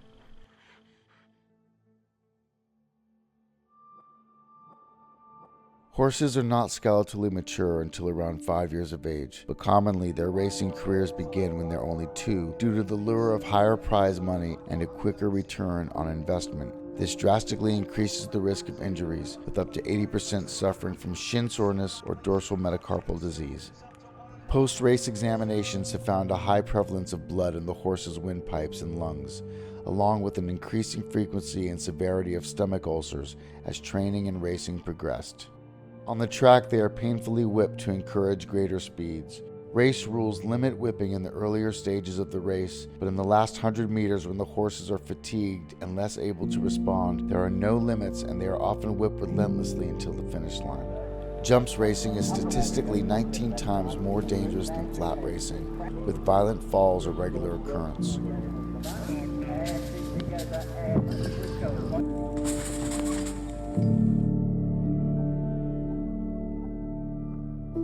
Roughly half of the horses involved in jumps races each year in Australia disappear, quietly exiting the industry in unknown circumstances, never to race or be heard from again, or killed on track with green screens erected to obscure the view of racegoers.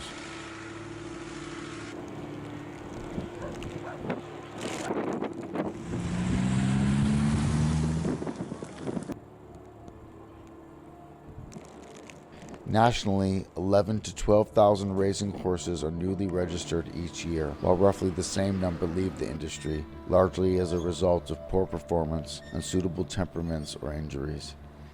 Many of these end up at knackeries, where they are killed for pet food or to feed racing greyhounds.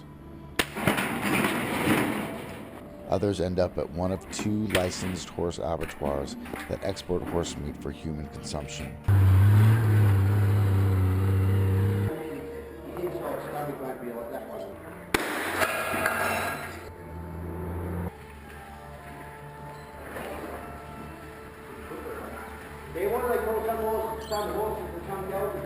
Horses are also used in rodeos. This horse comes out of Diana. Now's the time to do the flash. I tell you what, Tiger's got a rough.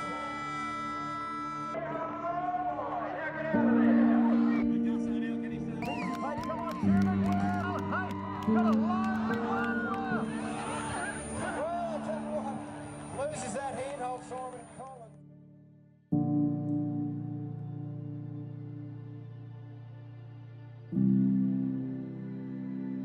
Camels were brought to Australia in the 1800s to be used for transport, then released into the wild following the advent of automobiles. By 2008, their population was estimated at around 600,000, leading the government to establish a culling project that effectively halved their numbers, primarily by shooting them from helicopters, but also by rounding them up and trucking them to slaughterhouses for export to the United States and Middle East, a practice which continues today. Having spent their entire lives roaming freely without human contact, the sudden confinement and forceful handling is completely foreign to them.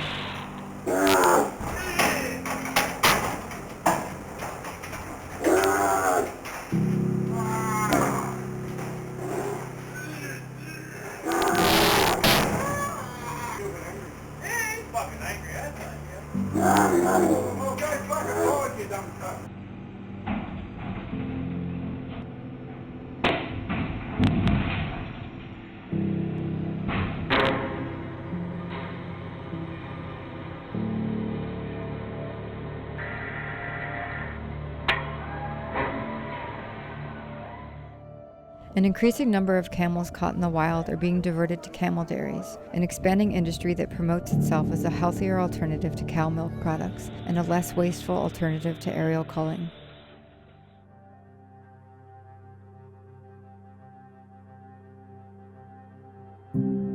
Between 6 and 10 million animals are used for research and testing purposes in Australia every year, including 1 to 2 million mice. Many of these experiments involve live surgical procedures without pain relief or exposure to toxins or diseases.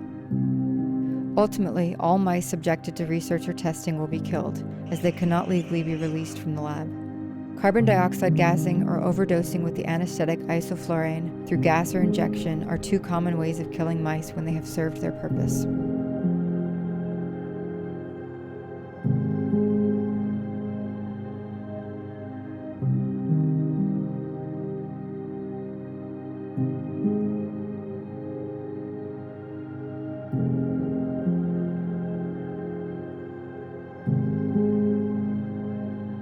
These days, scientific exploration and discovery deals with nuances of human physiology of which animals are not appropriate models.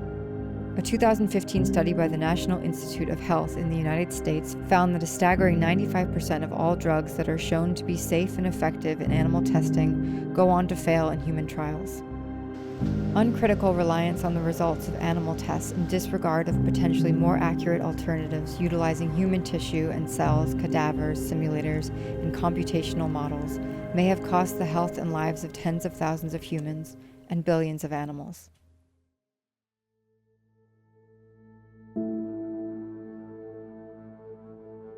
Hundreds of macaques, marmosets, and baboons are provided annually to Australian research laboratories at 3 government-funded breeding facilities. Hidden from public sight behind intense security, these laboratories carry out a variety of biomedical experiments on these highly intelligent animals before discarding them. Other primates are held captive in circuses, where they are released from the extreme boredom of their cage only to perform for spectators. Or in zoos.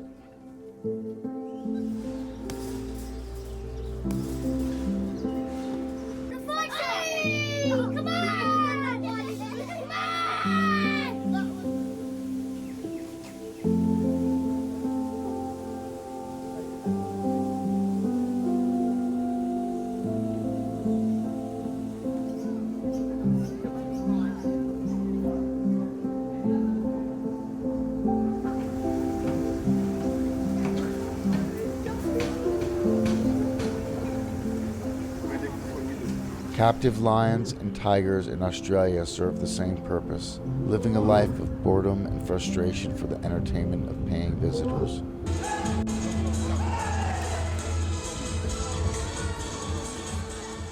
While on the surface, exhibits showcasing these and other exotic animals may inspire wonder and excitement, few patrons observe long enough to recognize the repetitiveness of their behavior, signs of a psychological condition common across all animals in captivity, dubbed zoochosis. In the tropical heat of Queensland, SeaWorld hosts Australia's only captive polar bears. These animals are naturally adapted for freezing Arctic conditions and have been found in the wild to swim over 70 kilometers in only 24 hours, with an average travel range of 3,000 kilometers per year. Here, they are confined to an enclosure roughly 30 by 40 meters wide for their entire lives.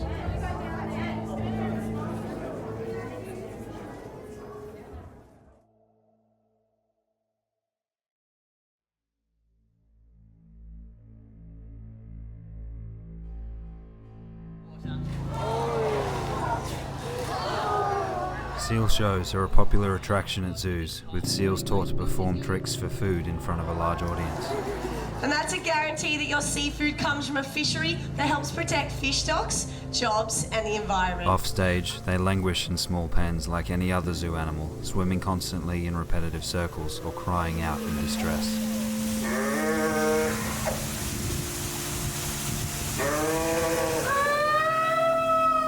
In the wild, dolphins are known to travel up to 65 kilometers, 40 miles, a day, and are constantly on the move, foraging for food, playing and fighting within their pods.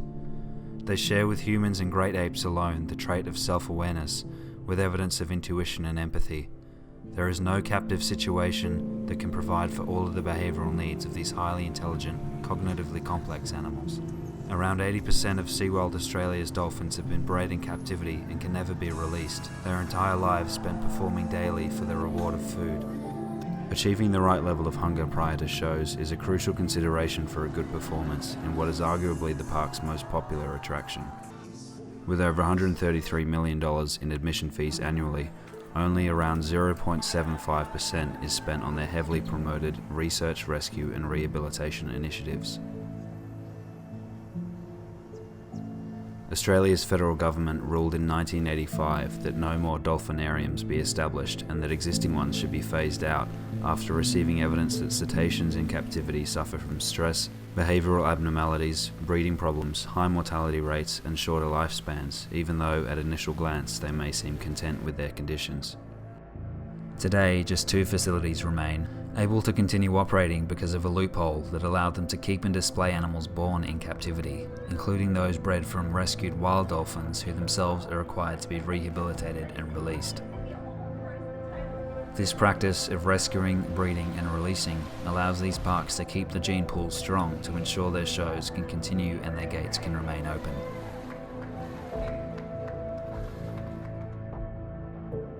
While Australian dolphin parks are unable to capture and import healthy wild dolphins, this remains a reality of the animal entertainment industry elsewhere in the world, with the coastal Japanese town of Taiji a common point of capture. Every year from September to March, thousands of dolphins and other small cetaceans are herded into a quiet cove at Taiji and brutally slaughtered by local fishermen, who see them either as a source of income or as pests. Dolphin trainers have been observed assisting fishermen in herding the dolphins, picking out a select few to be spared from the slaughter and instead transported to aquariums and dolphin parks around the world.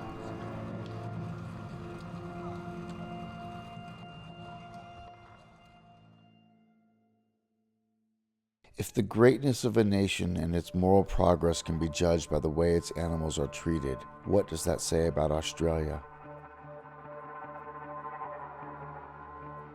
What does it say about New Zealand? The United States. Canada. Mexico. The United Kingdom. Israel.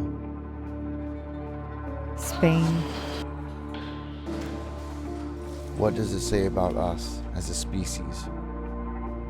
In our entire recorded history, 619 million humans have been killed by war. We kill the same number of animals every 3 days, and this isn't even including fish and other sea creatures whose deaths are so great they are only measured in tons.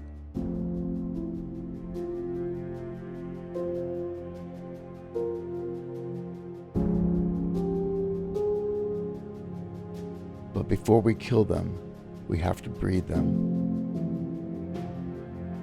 confine and exploit them for food, entertainment, clothing, and research. Their entire lives from birth to death are controlled by industries who care only for profit.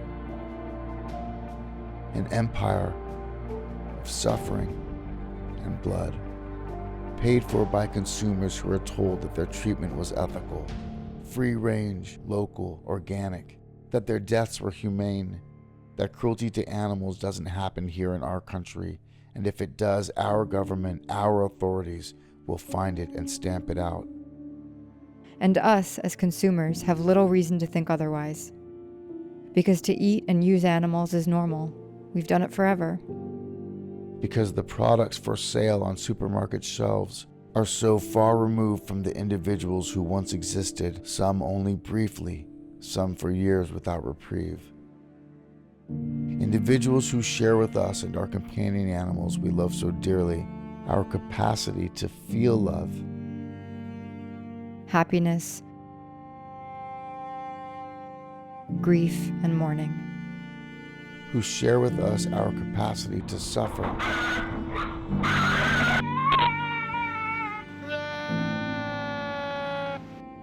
our desire to live, to be free, to be seen not as objects, not for our utility to others, but for who we are as individuals, beings in our own right, not units of production, not stock, he, she, and they, not it. The truth is, there's no humane way to kill someone who wants to live. It is not a question of treatment or better ways of doing the wrong thing, bigger cages, smaller stocking densities, or less painful gas. We tell ourselves that they have lived good lives, and in the end, they don't know what's coming and don't feel a thing. But they do. In their final hours, minutes, and seconds, there is always fear. There is always pain. The smells of blood. The screaming of other members of their species with whom they have shared their lives. Never a willingness or desire to die, but rather a desperation to live. A frantic fight to their last breath. And never are they shown mercy or kindness, instead mocked, laughed at, kicked, beaten, tossed like rag dolls, or sent into a mincer because they were born the wrong sex. We take their children. We take their freedom. We take their lives, sending them healthy and whole into a slaughterhouse to come out as packaged pieces on the other side. And we tell ourselves that somehow, along the way, something humane and ethical happened. And in the process, we harm ourselves. The World Health Organization publishing a report this morning on the dangers of processed and red meat. We destroy our environment, emitting through animal agriculture more greenhouse gases than any other industry, tearing down our forests and slaughtering our native animals to make room for farms. The world's cattle alone consume a quantity of food equal to the caloric needs of 8.7 billion humans. And yet 1 in 9 humans, 795 million, suffer from chronic undernourishment, and 844 million lack clean water, while 1,000 liters are used to produce 1 liter of milk and 15,000 liters for 1 kilogram of beef. And yet we continue to justify animal agriculture by claiming that it's normal, necessary, and natural, that the animal kingdom or certain species within it are inferior to ourselves because they lack our specific type of intelligence, because they are weaker and cannot defend themselves. We believe that in our apparent superiority, we have earned the right to exercise power, authority, and dominion over those we perceive to be inferior for our own short-sighted ends. It is a justification that has been used before. By the white man to enslave the black, or to take their land and their children. By the Nazis to murder the Jews. By men to silence and oppress women. Are we doomed to repeat history over and over? Does this superiority complex, this pure selfishness, define who we are as a species? Or are we capable of something more?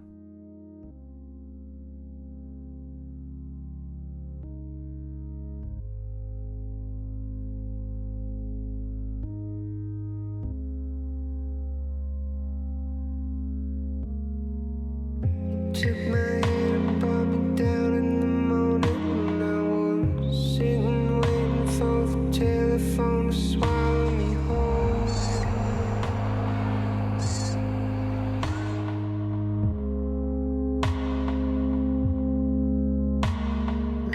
We just got back to the motel and watched the footage from today from the slaughterhouse holding pens with the newborn goat, and we think there's a chance he may still be alive, so we're going back. Trying to plead with me, trying to swallow me whole.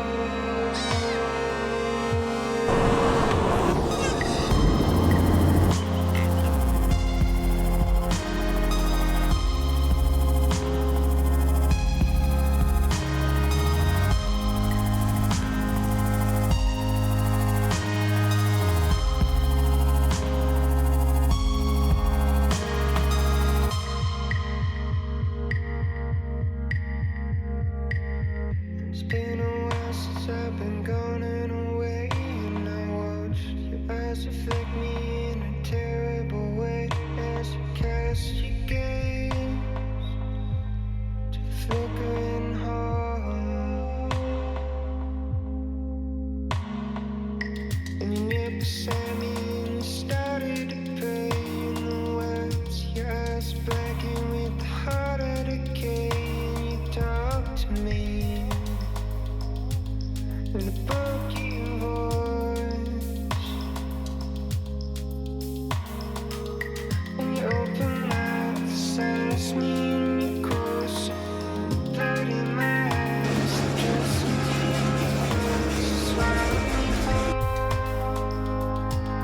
Swallow me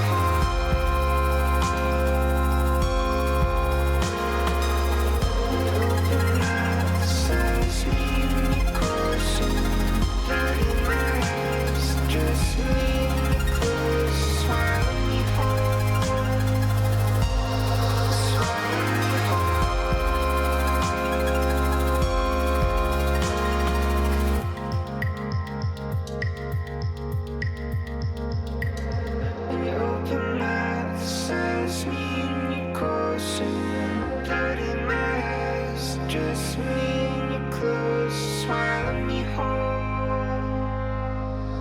Swallow me